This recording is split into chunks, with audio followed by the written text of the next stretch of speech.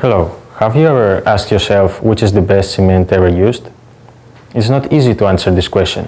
There are too many factors to be taken into account. But in this video, me and my colleagues will try to answer this question as accurately as possible. In a nutshell, this video aims to make a comparison between the current cement used nowadays and the ancient Roman cement, which is most famous for its durability among all the cements. And finally, we'll evaluate which of them is better. Firstly, the current cement will be analyzed, and its different varieties and its characteristics will be explained. Then the same will be done with the ancient Roman cement, and finally, we will analyze the following aspects: production and environmental consequence, workability, placement, strength, structural aspects, and finally durability. By definition, cement is a binder formed from a mixture of calcinated limestone and clay and subsequently ground, which has the property of hardening when contacting water.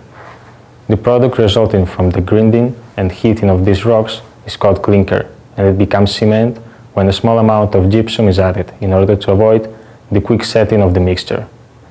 Mixed with stone aggregates and water, it creates a uniform mixture that sets and hardens, called concrete. There are two basic types of current cements. On one hand, we have the one which is from argillaceous origin, obtained from clay and limestone, and while on the other hand, the one with puzzolanic additions. Finally, we will analyze the ordinary Portland cement, which is the most used in the construction industry.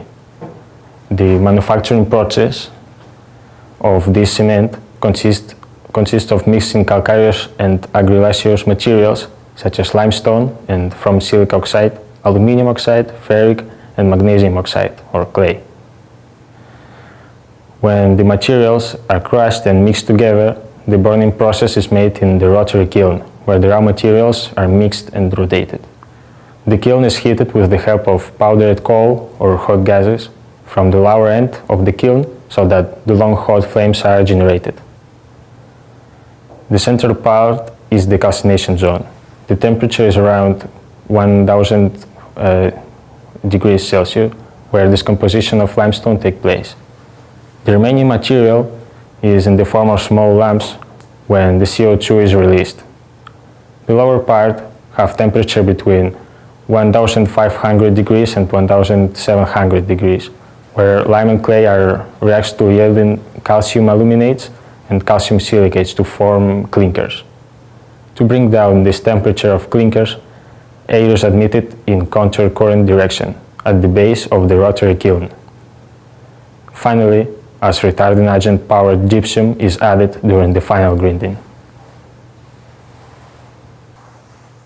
The Romans made concrete by mixing volcanic ash, gypsum, different rocks, rubble and quicklime to form a mortar.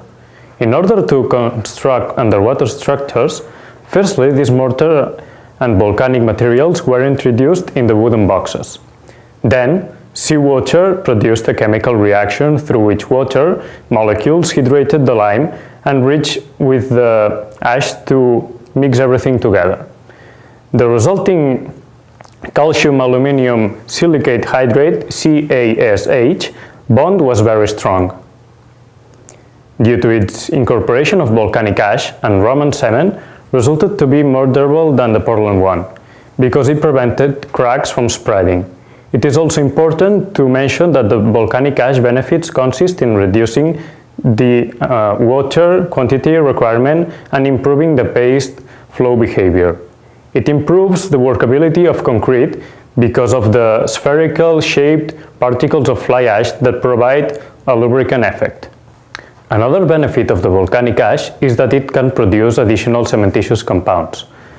Calcium silicate hydrate CSH binder by reacting with available lime and alkali in concrete, something that can provide additional strength.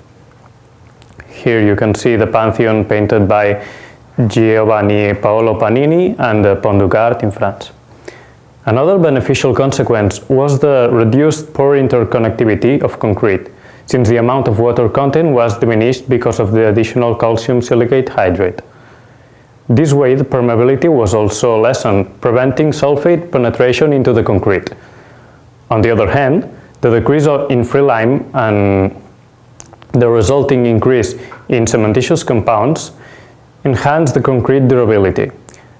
As the volcanic ash consumes the free lime, there is no available lime to react with the sulfate.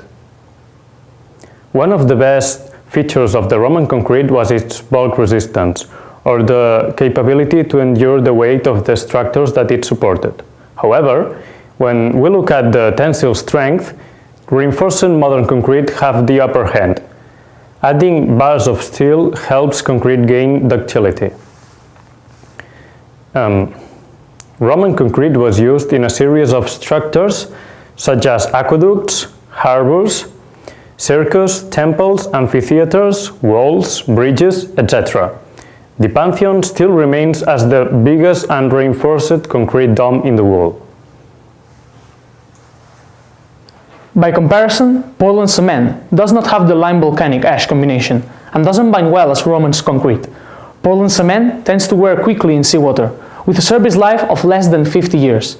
It is important to mention that the production of Portland cement produces a significant amount of carbon dioxide, which is bad for the environment. On the other hand, the Roman cement is more sustainable to produce than the Portland one, because to manufacture it, carbon is emitted by the burning fuel, used to heat a mix of limestone and clays to 1500 degrees. But to make Roman concrete, apart of using much less lime, they heated these raw materials at 900 degrees or lower, a process that needs much less energy. We can safely say that the Roman concrete is easier to produce because its production requires less water and temperature than the Portland cement. And also, it's better for the environment. In these terms, the Roman cement is better than the Portland one. However, during the last decade of 20th century, German scientists made a series of tests of concrete samples taken in the region of Cologne, Selburg, and other cities of West Germany, the former Roman province, and obtained important results. Concrete samples were selected from the walls of houses, arches of buildings, walls of pools, and other structures. It was found that the compressive strength of concrete samples had from 0.5 to 50 megapascals, depending on the type of structures, although the strains of about 7-12 megapascals turned out to be predominant. The maximum value of strain, 50 megapascals, found in concrete floors. The walls and arcs of buildings showed much lower strength, and the concrete from the walls of the pool was only 5 megapascals. This indicates that the Romans making waterproof structures did not seek to obtain durable concrete. Based on numerous descriptions of Roman structures and test results, it can be assumed that depending on the type of binder and aggregate used, Roman concretes had an average density of 700 to 2,200 kilograms per meter squared, a water absorption of 5 to 20%, and a porosity about 20 to 40%. Despite such large ranges of psychomechanical properties of the tested samples, most of the Roman concrete structures were durable. This confirms the conclusion of some researchers that neither the strength nor the porosity of the concrete can serve as the main criterion in determining its durability. Probably, the values of these indicators are most important during the first years of construction, and then they are leveled.